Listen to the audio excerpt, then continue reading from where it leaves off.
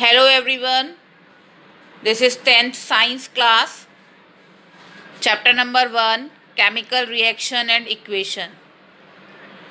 Before starting the video, I request you all please like and subscribe my channel. Okay, let's start our chapter number 1, chemical reaction and equation. Previous lecture में आपको chemical reaction की define मैं already आपको बता चुकी हूँ. When ever a chemical change occur it means a new substances with new characteristic is formed from the previous substances. This all process is called chemical reaction. And when the chemical reaction occur, its symbolic representation is called chemical equation. Symbolic representation of a chemical reaction. The chemical equation is a chemical reaction can be represented by chemical equation. It involves uses of symbols of elements or chemical formula of reactant and product with mention of physical state. The one necessary condition such as temperature, pressure or any catalyst should be written on arrow between the reactant and products. Now the two words are come, reactant and products. Okay, so what is the reactant and product? So reactant are substances which take part in chemical reaction and the products are the substances which are formed in chemical reaction. Means ऐसे substances जो किसी chemical reaction में part लेते हैं, participate करते हैं, उन्हें हम reactant कहते हैं. और chemical reaction के ending में हमें जो product gain होता है, जो substances gain होते हैं, उन्हें हम product कहते हैं. Okay, and always reactant. Suppose एक example है, magnesium is burned in air to form magnesium oxide. Magnesium is burned in air to form magnesium oxide. तो मैग्नीशियम का सिंबल है Mg. एयर में बंद कर रहे हैं, इट मीन्स ऑक्सीजन अटैच्ड हो रहा है उसके साथ में, प्लस ऑक्सीजन का सिंबल होता है O2 and magnesium oxide is MgO, magnesium oxide. To represent the equation, firstly we should know the symbols of elements or the substances. हमें पता होना चाहिए कि मैग्नीशियम जो है इसका सिंबल Mg होता है, ऑक्सीजन का सिंबल O2 होता है. एंड इन 9th स्टैंडर्ड आप ये ऑलरेडी पढ़ चुके हो. And when the magnesium is burn in air to form magnesium oxide. Suppose आपको मैग्नीशियम ऑक्साइड का फॉर्मूला नहीं पता, तो बड़े इन ए सिंपल वे आप मैग्नीशियम ऑक्साइड का फॉर्मूला जो है वो बना सकते हो. मैं आपको अभी बताती हूँ. See you know the symbol of magnesium and oxygen. Magnesium का सिंबल होता है Mg एंड ऑक्सीजन का O. Now put the valency of magnesium 2. Magnesium की वैलेंसी होती है 2 एंड ऑक्सीजन की वैलेंसी भी होती है 2. ओके, देन एक क्रॉस साइन ऐसे लगाते हैं एंड इसे हम लिखेंगे Mg2O2. दोनों की जो वैलेंसी है ऑक्सीजन की मैग्नीशियम के नीचे और मैग्नीशियम की ऑक्सीजन के नीचे. अब क्योंकि दोनों सेम है इसलिए ये कट हो जाती हैं और क्या लिखेंगे हम MgO। मैग्नीशियम ऑक्साइड का फॉर्मूला क्या हुआ? MgO। इट मीन्स मैग्नीशियम का एक एटम ऑक्सीजन के एक एटम के साथ में रिएक्ट करता है। ओके, अभी यदि आपको वैलेंसी नहीं पता है तो एक बार आपको मैं आपको मेमोराइज करा देती हूँ। The number of the electrons in the outer most orbit is called valency. जितने इलेक्ट्रॉन्स लास्ट ऑर्बिट में होते हैं, लास्ट ऑर्बिट में, वो नंबर जो है वैलेंसी कहलाता है। मैग्नीशियम और ऑक्सीजन दोनों के ही लास्ट ऑर्बिट में इलेक्ट्रॉन्स का नंबर होता है 2, इसलिए इनकी वैलेंसी हुई 2। फॉर्मूला बनता है MgO। There is a 2 ways of representing a chemical reaction। हम किसी भी केमिकल रिएक्शन को 2 ways में रिप्रेजेंट कर सकते हैं। The one is world equation. Suppose when the zinc is reacted with sulfuric acid and zinc sulfate and hydrogen is formed, then in the word equation we put zinc plus sulfuric acid. These are the reactant. Always write in the left hand side. Then arrow, and when the zinc react with sulfuric acid, here we put the zinc into the sulfuric acid, zinc sulfate plus hydrogen is formed, and these are the product. Always write in the right hand side. Clear? The second way of representing a chemical equation is a chemical waste. जब आप symbols लिखते हैं ना reaction को, chemical equation में हम कैसे लिखेंगे? सपोज इसी का मैं एग्जांपल आपको बता रही हूँ। जिंक का सिंबल होता है Zn, प्लस सल्फ्यूरिक एसिड का H2SO4, it is a sulphuric acid. When they both react with each other, zinc sulphate is formed, ZnSO4 plus hydrogen is evolved H2. Suppose you don't know the zinc sulfate formula, तो आप कैसे बना सकते हैं? Write the name zinc and sulfate. Zinc का symbol है Zn, sulfate का SO4, and the valency of both element is 2 and 2. Sulfate is a polyatomic ion. Okay, polyatomic ion का मतलब होता है ऐसे आयन जिसमें ग्रुप ऑफ एलिमेंट्स हो। सल्फर एंड ऑक्सीजन, टोटल कितने एटम्स हैं इसमें? सल्फर का 1, ऑक्सीजन का 4, तो कितने एटम्स हुए? 5। That's why we called it polyatomic ion. And formula क्या बना? ZnSO4, इसकी वैलेंसी इसके नीचे और इसकी वैलेंसी इसके नीचे, फॉर्मूला बना ZnSO4।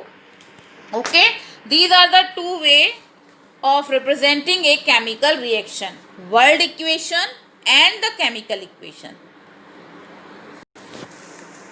Now balancing chemical equation.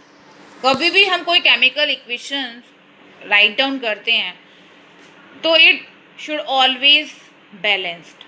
Balanced in the form, it means the number of atom on the right hand side is always equal to the left hand side. Okay, we follow the law of conservation of mass. What is the law of conservation of mass? Matter can be neither be created nor destroyed in chemical reaction.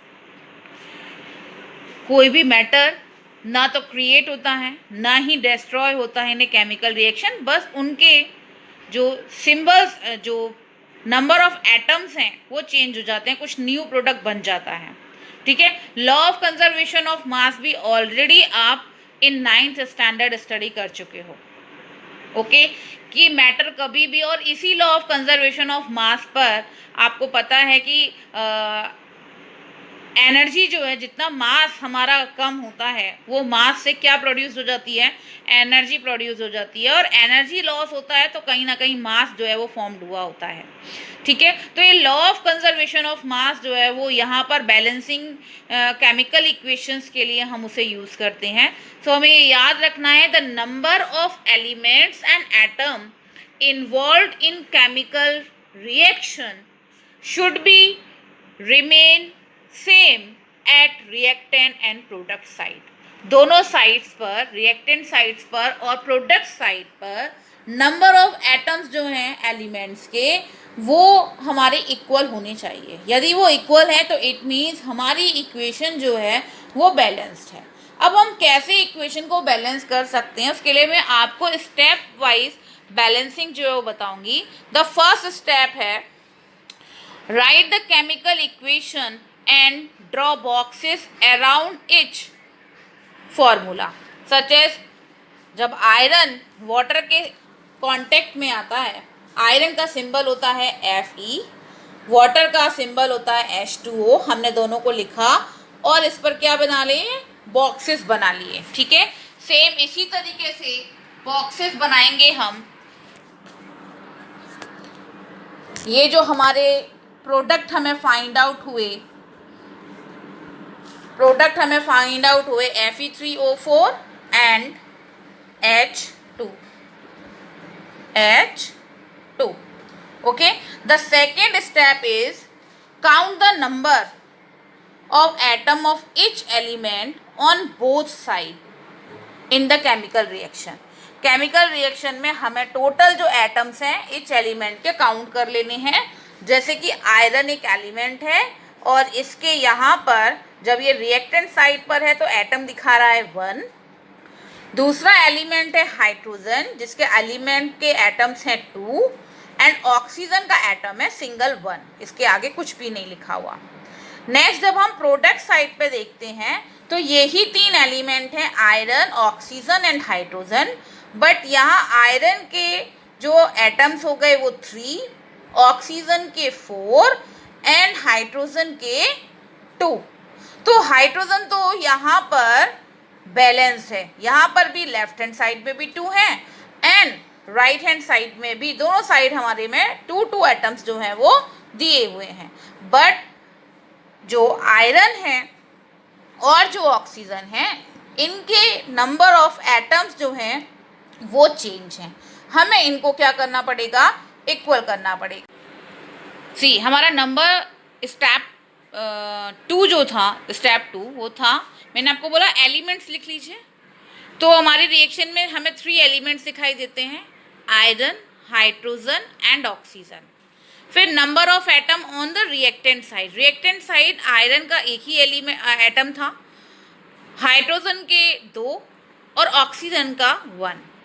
On the product side हम देखते हैं हमारा formula था Fe3O4. तो iron के 3, oxygen के hydrogen के 2 and oxygen के 4. ओके, तो अब स्टेप 3 में हम क्या करेंगे, हम मैक्सिमम नंबर जो है, अब मैक्सिमम नंबर कहाँ है एटम का, हम देखते हैं कि मैक्सिमम नंबर 4 है. ये किसका है, ऑक्सीजन का है. तो इस नंबर को हम रिएक्टेंट साइड, और कहाँ पर है ये, इन द प्रोडक्ट साइड. तो रिएक्टेंट साइड में हम इसको लिख देंगे, इक्वलाइज करेंगे हम. स्टेप 3 है equalize the number of atoms of element which has maximum number by putting in front of it. हमने क्या किया, जो मैक्सिमम नंबर क्या था, C 4 is the maximum number 4. हमने इस 4 को यहाँ पुट कर दिया रिएक्टेंट साइड पर, क्योंकि हमें ऑक्सीजन सेपरेट तो नहीं दिया हुआ है, वो वाटर के साथ में ही है फॉर्मूले में. तो हमने लिखा है यहाँ पर 4. अब हम ट्राई करते हैं कि हमारा जो ये नंबर हमने लिखा है इस नंबर के साथ में इक्वलाइज करने की कोशिश करते हैं. तो देखिए यहाँ पर जैसे ही मैंने 4 लिखा, ठीक है, तो ऑक्सीजन के आगे 4 लिखा हुआ है, इट मीन्स यहाँ पर 4 एटम हो गए. अच्छा, एक बात और आपको ध्यान रखनी है, हम कभी भी सफिक्स की फॉर्म में नंबर नहीं लिख सकते. सफिक्स की फॉर्म में हम कभी भी कोई नंबर नहीं लिखेंगे. हम जो डिजिट ऐड करेंगे, जो नंबर ऐड करेंगे, वो always in the form of molecule करेंगे. ओके, वरना हमारा ये जो Fe3O4 है इसकी जगह हम +2 या 3 नहीं कर सकते हैं, चेंज हो जाएगा, हमारा कॉम्बिनेशन चेंज हो जाएगा. तो हमने 4 जैसे ही वाटर के आगे लिखा H2O में, यहाँ 4 लिखा, मेरे ऑक्सीजन एटम तो बैलेंस्ड हो गए 4. बट जो पहले से बैलेंस था हाइड्रोजन, दोनों तरफ 2 थे, वो गड़बड़ा गए। जैसे ही मैंने यहाँ पे 4 लिखा तो यहाँ पर हाइड्रोजन के एटम हो गए 8, 4 मल्टीप्लाई बाय 2 8, हमेशा इनका मल्टीप्लिकेशन होता है 8। तो अब मुझे 8 एटम यदि यहाँ रिएक्टेंट साइड पर हैं तो प्रोडक्ट साइड में भी मुझे क्या चाहिए, सेम एटम्स चाहिए। तो मैं क्या करूँगी, यहाँ पर आई राइट 4, मैं यहाँ पर 4 पुट करूँगी और 4 मल्टीप्लाई बाय 2 क्या हो जाएगा, मेरा नंबर जो है वो इक्वल हो जाएगा। हाइड्रोजन एंड ऑक्सीजन तो इक्वल हो गए, लेकिन यहाँ पर आयरन के पास में फेरस जिसे हम बोलते हैं 3 एटम्स हैं और यहाँ पर सिर्फ 1 एटम है। तो यहाँ पर भी हम पुट राइट डाउन द 3, एक 3 डिजिट पुट करेंगे यहाँ पर, इक्वेशन जो है वो हमारी बैलेंस हो जाएगी। तो स्टेप 4 यही है कि try to equalize all the atoms of elements on reactant and product side by adding coefficient in front of it. हमेशा इन फ्रंट में ही किया जाएगा, कभी भी आप सफिक्स में नहीं लिखेंगे। And now equation is balanced. But step 5 में अब आपको इसके physical state of reactant and product लिखना है। तो आपको मालूम है आयरन सॉलिड होता है, सॉलिड के लिए हम एस वर्ड यूज़ करते हैं। वाटर जो है वो 3 स्टेट्स में पाया जाता है, तो हमें यहाँ पर देखना पड़ेगा कि लिक्विड स्टेट में है, गैसियस स्टेट में है या आइस की फॉर्म में है। तो आयरन के साथ में जब भी रिएक्ट करता है तो वो लिक्विड फॉर्म में ही रहता है। तो यहाँ पर Fe के नीचे हम लिखेंगे एस सफिक्स में, H2O के आगे हम लिखेंगे एल। Fe3O4 भी एक सॉलिड ही बनता है, रस्ट जिसको आप बोलते हैं iron oxide. And hydrogen gas है, इसलिए आप वर्ड यूज़ करेंगे जी।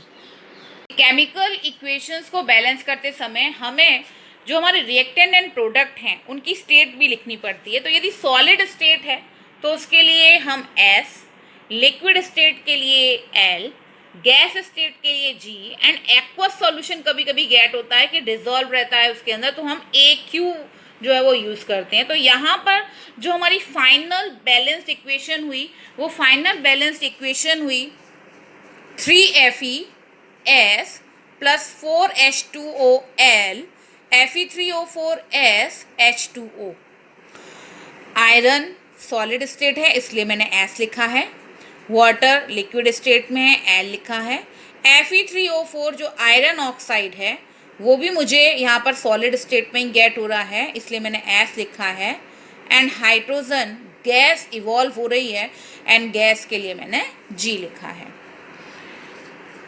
यहाँ पर आज के इस वीडियो सेशन में आपको समझ में आया होगा, मैंने पूरा स्टेप वाइज आपको समझाया है कि हम कैसे इक्वेशंस को बैलेंस करते हैं। तो उसमें फर्स्ट स्टेप था कि आप सबसे पहले जो भी एलिमेंट्स आपके यूज़ हो रहे हैं on the reactant and product side उनको आप राइट डाउन कर लीजिए और उनके चारों तरफ आप बॉक्स बना लीजिए। सेकेंड स्टेप था कि आप काउंट करिए नंबर ऑफ एलिमेंट्स कितने हैं ऑन द बोथ साइड और उनके कितने एटम्स जो हैं वो इन्वॉल्व हैं। थर्ड स्टेप था कि जो मैक्सिमम नंबर एटम्स का आपको दिखाई दे रहा है किसी भी एलिमेंट का, उसको नंबर को आप उसके फ्रंट में पुट कर दीजिए और इक्वलाइज करने की कोशिश कीजिए। जैसे कि यहाँ इस इक्वेशन में सबसे ज़्यादा एलिमेंट्स जो था वो ऑक्सीजन था जिसके एटम थे 4, सबसे ज़्यादा मैक्सिमम एटम्स थे, तो वो हमने यहाँ पुट कर दिए थे। अच्छा, ऑलवेज ये हमें रिमेंबर रखना है कि हमें जब भी कोई नंबर कोएफिशिएंट पुट करना है वो इन फ्रंट करना है, हम सफिक्स में नहीं कर सकते। Then after try to equalize all the atoms of elements on both side product and reactant side by adding coefficient in front of it, okay। and last में आपको उनकी physical state जो है reactant and products की वो write down करनी है। तो आपकी equation जो है वो balanced हो जाएगी इस तरीके से। और आगे नेक्स्ट वीडियो में और कुछ इक्वेशंस के साथ में कि कैसे बैलेंस, जितना ज़्यादा आप प्रैक्टिस करोगे उतना ज़्यादा आपको बैलेंस करना आ जाएगा, आपका माइंड अपने आप बैलेंस करने लग जाएगा कि यहाँ पर एटम क्या किस तरीके से बैलेंसिंग मुझे करनी है। ओके, तो नेक्स्ट वीडियो में मैं फिर से कुछ रिएक्शंस लेकर आऊँगी जिन्हें हम बैलेंस करेंगे। और इस चैप्टर में आगे जो टाइप्स ऑफ रिएक्शंस हैं कि कितने टाइप्स की रिएक्शंस होती हैं वो हम फर्दर स्टडी करेंगे। Thank you.